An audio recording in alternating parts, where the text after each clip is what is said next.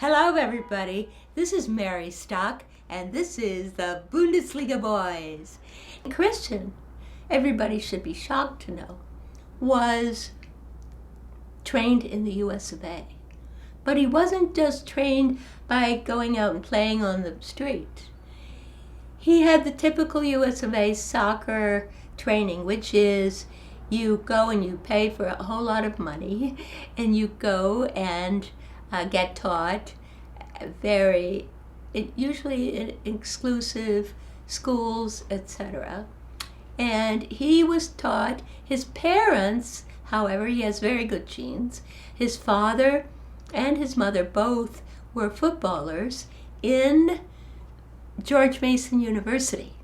His mother made 13 goals, which I think is a lot. And his father made something like 269 goals. So then his father went on to be coach of various indoor soccer teams. So he was doing that while Christian was practicing out in the backyard and going to this school in Pennsylvania. He didn't go to school for everything. He just went to soccer school, two games on the weekend and one game or something in the middle of the week, and that's it. One day his mother said, "I've got a scholarship to go to England." So we're all going to England because in her teaching she had gotten this national scholarship to go and learn how the English do it. And they settled outside London in this lovely country town. Wow, this was something else because Christian fell in love with soccer. This is when Christian fell in love with soccer. Christians, every single day, Christian and all the boys, and I think the girls were all playing together. And they were there, and every single day they would play soccer after school for 2, 3, 4 hours a day. This was sensational because it went on and on and on for a year or two. And so this was really the formative influence of Christian Pulisic, because Christian he said he loved the self-confident approach that the guys from England had towards soccer, running down the pitch. Okay, so there it is. All right, so it comes back. They come back, and he keeps up his soccer, but now he's going like crazy out in the backyard. And his mother said that when she called him in for dinner, tears would come into his eyes because he wanted to keep on doing the stuff. And this is where he perfected all of the stuff that everybody compliments him about. His perfection in his feet and his perfection in all of his moves was practiced thousands and thousands of times outside in the backyard. Then he would do 2 games on the weekend. 2 games, not one. 2 games on the weekend. Now, the thing about where did Christian get his competition with the big boys? And that came about with Christian joining the U.S. soccer teams. There's the under 13, under 15, under 17. And when he got up there about 15 or something, he was in the under 17 and club. The team. And he was also the captain of the team. And they won in 2013, that's when it was. He and the under-17s went down to Turkey to compete with all the other under-17 teams in these friendlies called the Nike friendlies. Now, they were doing well, and they were doing great. Finally, they get to the final. Guess who's in the final? Guess. They're the best ones, expected to be the best ones in the world, always, and had been doing this for years, were the Brazilian under-17s. They got going. The Americans were giving them a very hard time, and the Americans were holding them off and scoring. This was making them furious, the teammates furious. So what happened is they started attacking them, really going at them, each one personally, so that finally they got to Christian. Somebody slammed him down on the ground. The officials took Christian off the field because they thought that Christian was going to be seriously injured. The other guy got a red card, and it went on. Then they let Christian in, but it was so bad that they were so jealous that they almost killed Christian. And long story short, they let him play, and the US of A won 4-1 against the Brazilians, the reigning champions of the world, okay? Now, think of that, because that was 2013.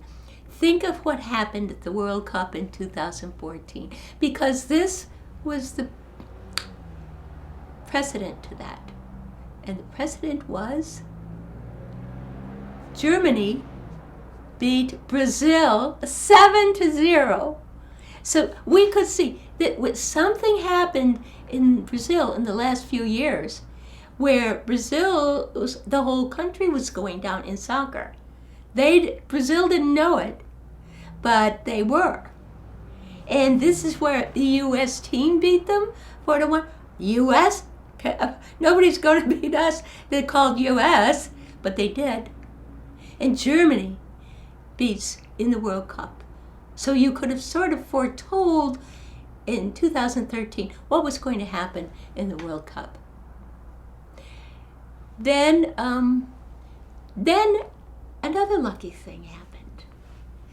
And this was that standing in that crowd in 2013 in Turkey was the chief scout for Dortmund. Now, Dortmund is perhaps, it's always the number 1 or number 2 in Germany team. But more than that, it's known for bringing up and teaching well young stars, people who later become really, really great stars. Now, right now there are 4 or 5 4 or 5 of those playing for Pep Guardiola in Manchester City in England. And you will find them all over. So that was amazing. They loved him, and he went I think it was the next year, 2014. He went again as captain of the under-17s and won MVP of the whole tournament. And so they put a contract right before him very quickly thereafter. And right after that, he and his father, Mark Pulisic, went to Germany for him to start training. And his father took a job helping the youth train at Dortmund. So his father, Mark, was working on a machine where they do something like 300 touches an hour or something, which is 10 or 15 times more than you can do elsewhere. Also, there is a guy named Haji Wright. Now, he is one of our millennials. The millennial, Haji Wright, was playing with Christian on the under-17 as a striker. And they were scouting Haji Wright. They said, oh, yeah, but they saw Christian. And they really loved Christian. And boom, they left Haji Wright, and the rest is history. They signed a contract with Christian. Now, then Haji Wright later did come over to Germany, and he is now contracted to, just as Schalke 04. Do you know, any of you know Jermaine Jones? Well, Jermaine played at Schalke 04. Very tough, very good. He played at Schalke 04. And Schalke, what Haji Wright does and how Haji Wright plays is probably better for Schalke 04. So they both worked out very well. And now, since then, Christian became the first American to make a goal, the earliest, and there are so many goals he met that I hesitate to say all of them, but he was the first to do this thing, the first to do that. The youngest to do this, the youngest to do that throughout the national team, his plays at the national team, and also with Dortmund. So there isn't much else you can say. He is just super. It's more than talent. It's more than talent. Christian is a real worker, but he's also got the whole package. I mean the whole package. He's not just this perfect player. He's a very good player. Okay, he is very good. But he also knows how to handle the coaches that he has. He always gets everything from the coaches. Well, part of that is the fact that he is so talented, the coaches want to be very nice to him. They want to give him things. But he's very nice. He acts always very humble. These are things that the coaches have said. I'm not just thinking this out of my head. The coaches say, oh, he's very humble, he's so good, and yet he's very humble. This guy is really good. He's good at managing people. He's good at managing the coaches. He's good at managing the press, and he's done that too. These are all marks of a guy who's going to be a great star. And there's another thing he's good at. He knows Messi now.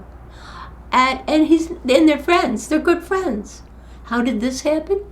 In the Copa America's Centenario last summer, he was put on to mark Messi.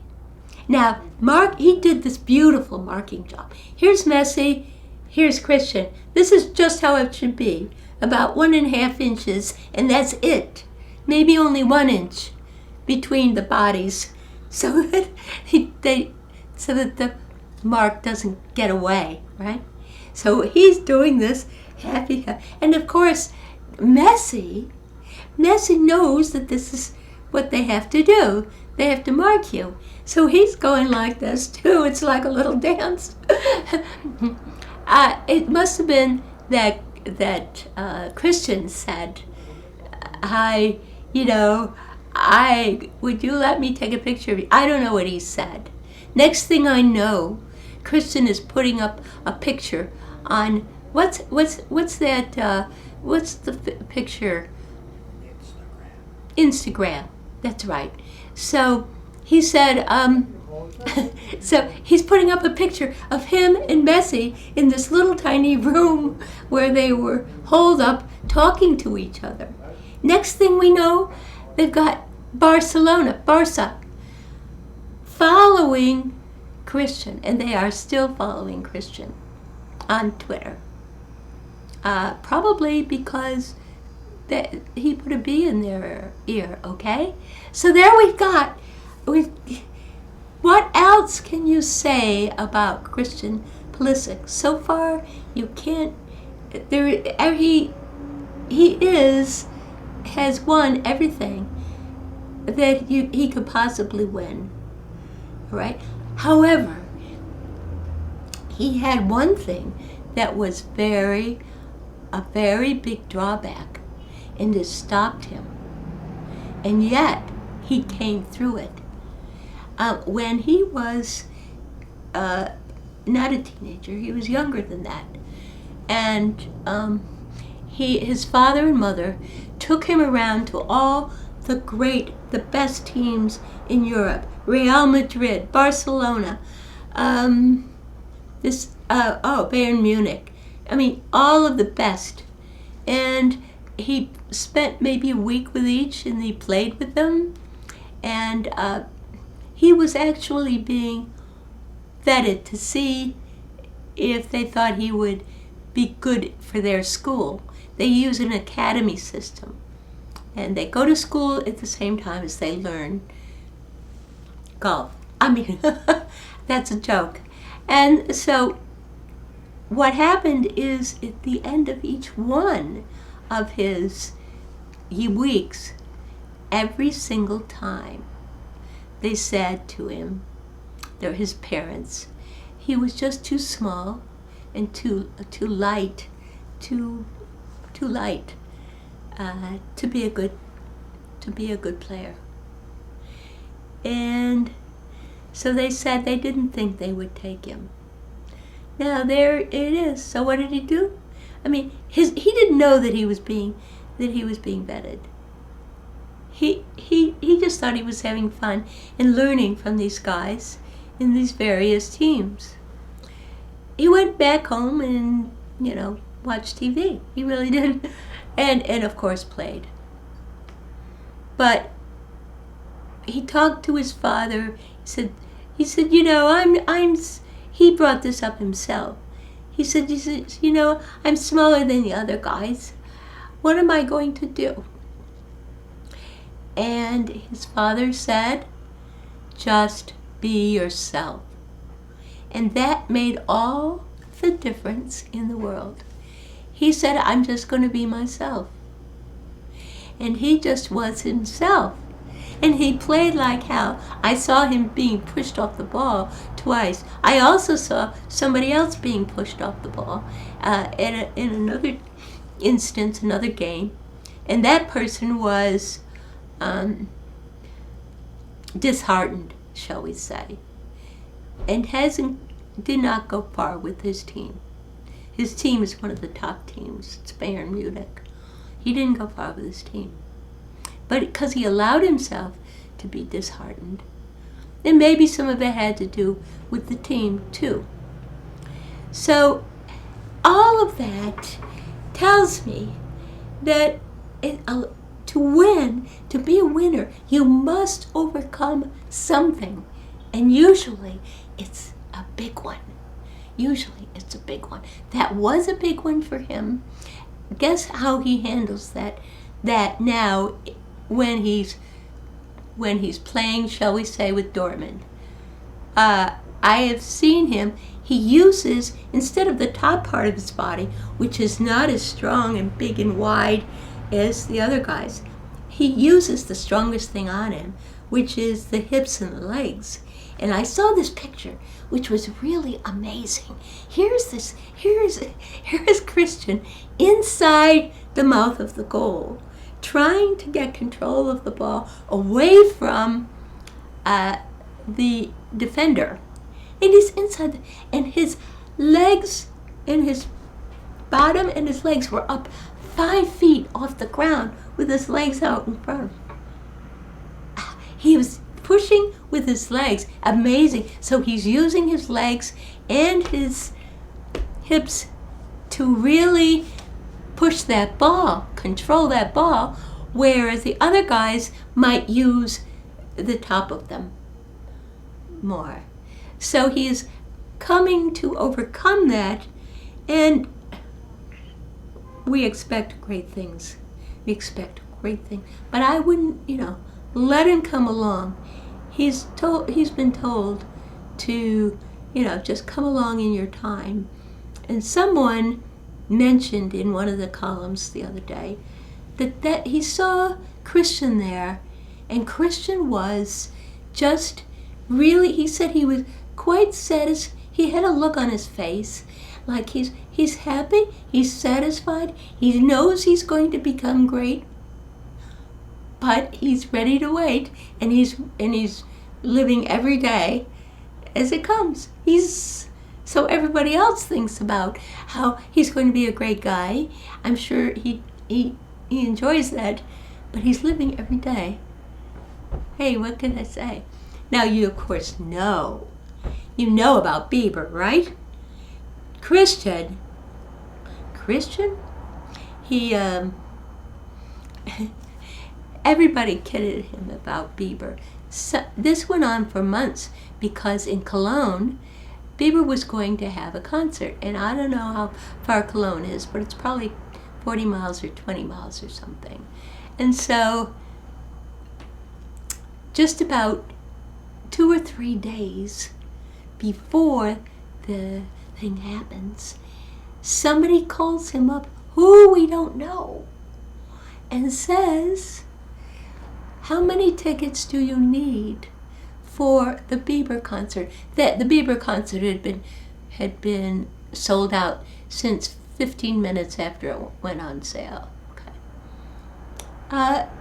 He says, well, I've got 3 friends. Okay, you'll have 4 tickets at the ticket window. He didn't tell us who it was. Somebody got him 4 tickets with all that publicity. How could he help it? So, you see, he got that too. He's just a regular guy, and yet he's not. John Brooks. John also was the son of an American serviceman and a German woman. And his father, they're divorced now, but his father is a coach in Sweden or someplace up north. And so John has been with Hertha Berlin, that's Hertha, Hertha, ever since like 7 years old. And John is about 23 now.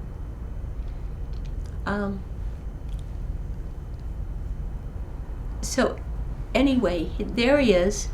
He stayed there. He was a favorite of the people at Hertha. And you'll find this time and time again that it's a very personal kind of a profession, soccer is. And the coaches discriminate if they don't like you and blah, blah, blah, all that stuff. But John was the favorite, and they thought he had a lot of talent. Of course, he's very, very tall, very tall. And so he had come along fast in Hertha. He had progressed. And then it comes, Jurgen Klinsmann calls him up. He comes over, he gets put on the thing, on the World Cup team. They get over the World Cup, and he's just 21 years old. And it was incredible. I think it was his first or second game. I think it was his first. Anyway, it was his second game, and they're playing Ghana. Now, I don't know if you've seen those Ghana guys, but they're big. They are big, and they all wear white uniforms. And with those dark skins, great big, huge muscles, I tell you, you can get scared. So, we had not gotten past Ghana 4 years before. So we wanted to get past Ghana, and we wanted to get out of the group stage as a marker for us that we had progressed.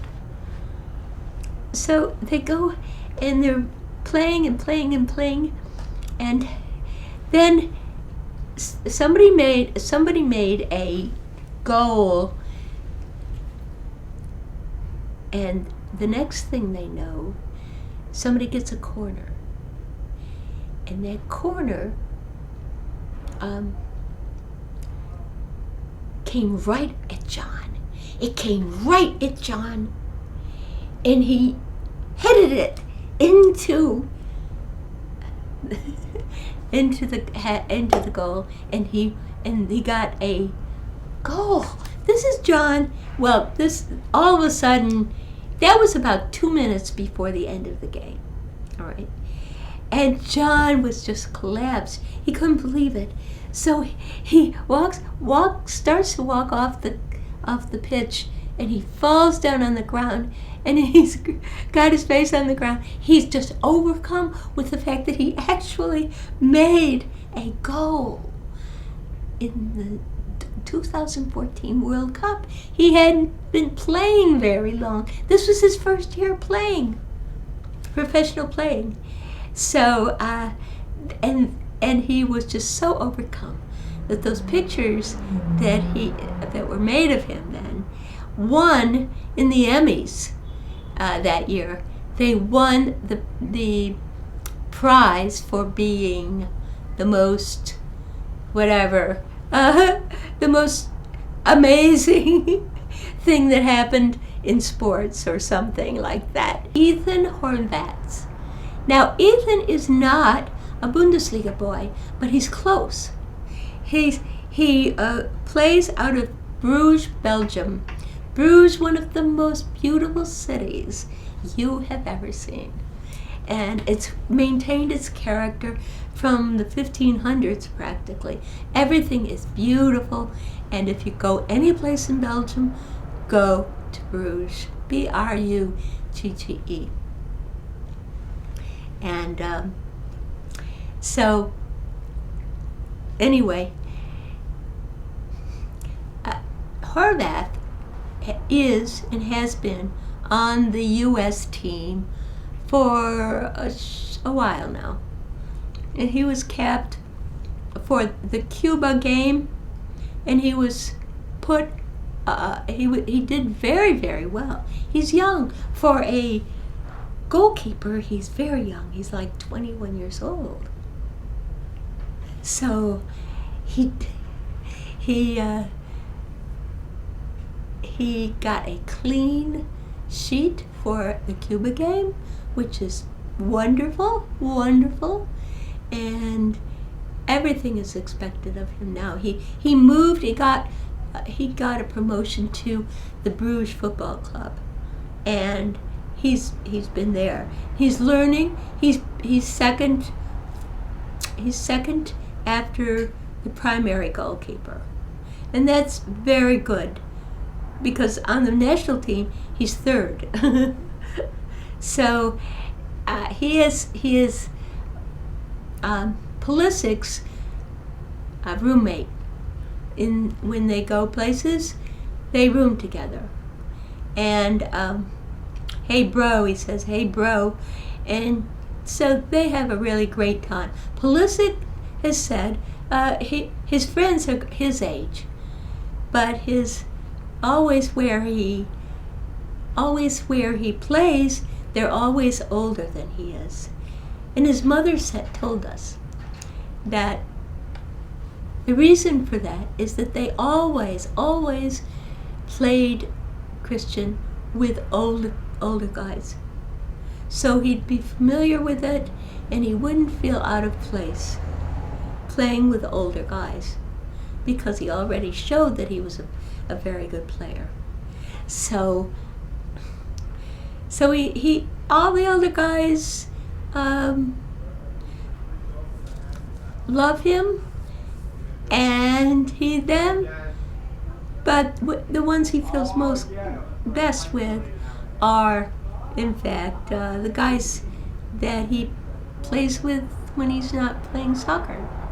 Christian wants to be a number 10. Do you know what a number 10 is? A number 10 is the main man. He's the one who controls the speed and tempo of the team, and he's the one, he hurries it up when it needs to be hurried up to further our goals, and he retards it when it has to be retarded. He distributes the ball so that the right guys get it at the right times. He's very, very important. And there is a fantastic 21-year-old who is a number 10, although I don't know what. No, he doesn't have number 10 on his jersey, but he has a number 10 on Christian's team, the Dortmund team. His name is Julian Weigl, W-E-I-G-L. And if you ever see Dortmund, you should see Dortmund, by the way. I want to tell you something else. You should see Dortmund, because Dortmund plays. So the other player, all the other players can depend on you. They really, I think with the national team, they make a lot of mistakes. Okay? And if I were a player, I would think, oh my God. If I cross a ball in front of the goal, I want somebody over there.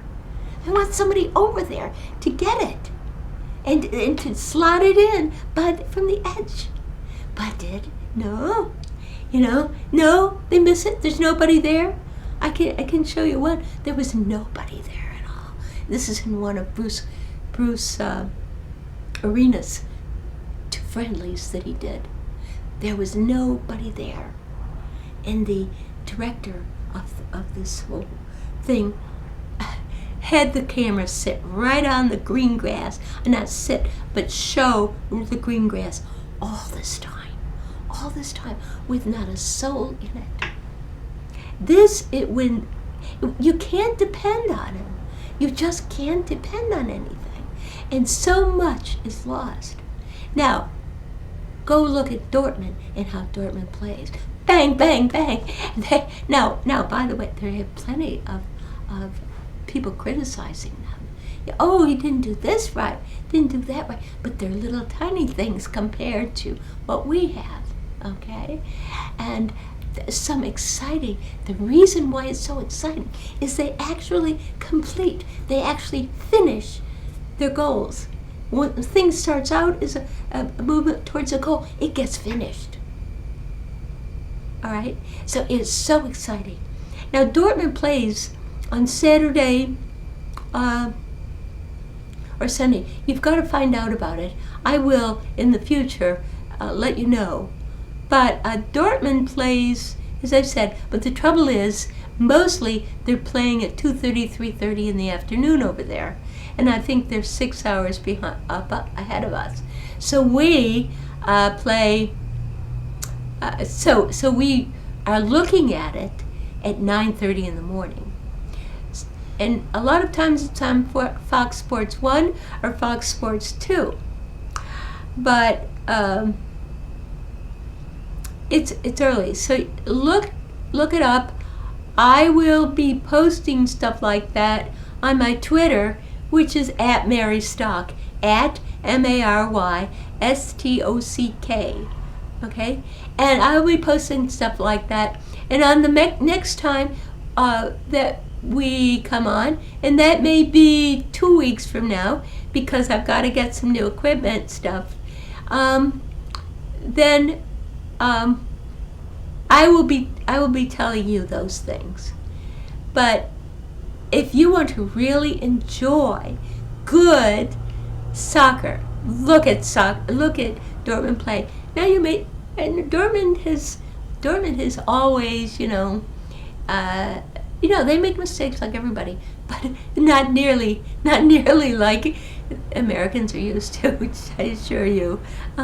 It's wonderful stuff. And there is a problem for Christian right now, that all of the stars have come back. They were all injured. There were 3 or 4 of them. And to replace them, the 18-year-olds went in. And Christian was one of them. And then we had a Dembele, a striker, and more. He's Turkish. I don't know what he does. He's a midfield. So now that all of the stars are back, Christian isn't getting much. Another thing he did, he just signed a contract. The Dortmund management had been asking him to extend his contract because they were so worried. They should be.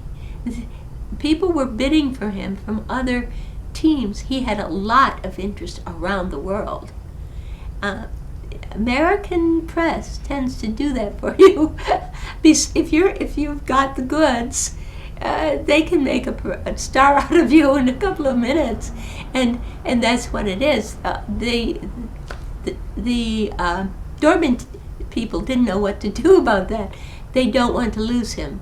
They are going to keep Christian as their next leader.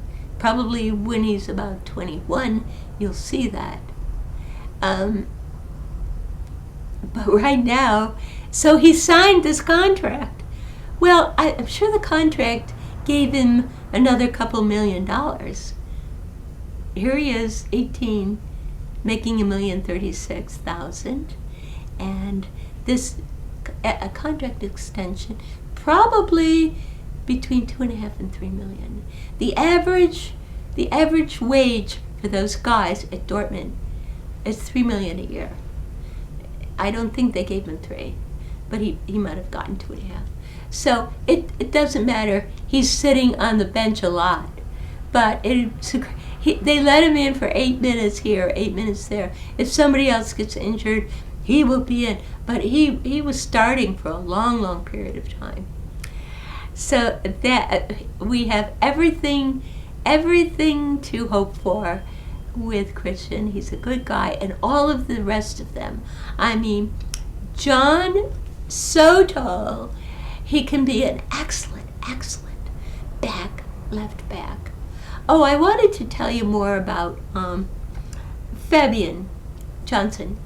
Fabian is one of the rare people who can do 2 jobs equally well. And one of those is left guard, which is where Jurgen Klinsmann was using him. And the other is right midfielder. And the trouble is, he would switch, Jurgen would switch him around. Now, all of the guys who were criticizing Klinsmann because he never decided, he never, quote, put Fabian where he should be. Well, Bruce Arena asked Fabian where would he like to be, and Fabian said this: I can do either one. I'm just as fine with either one, but I'd like to stay in one place. I'd like to be either a right midfielder or a left back. So it seems that Bruce Arena has just said that he's going to make him a right midfielder. So we know that. He has also said, quite in the beginning when he was first appointed, that he's going to play Christian Pulisic as the winger that he's being played as right now. Christian is aiming for number 10. I think judging from the quality of our team, Christian is needed as a number 10 there. But I don't know. I doubt that he's going to get it right away, I can tell you. But if you want to see the most amazing, and I will end with this, because I want to tell you the most amazing show was the TNT game, and it was a friendly that we played just before we went into the Copa America Centenario. And no, it was just after, just after.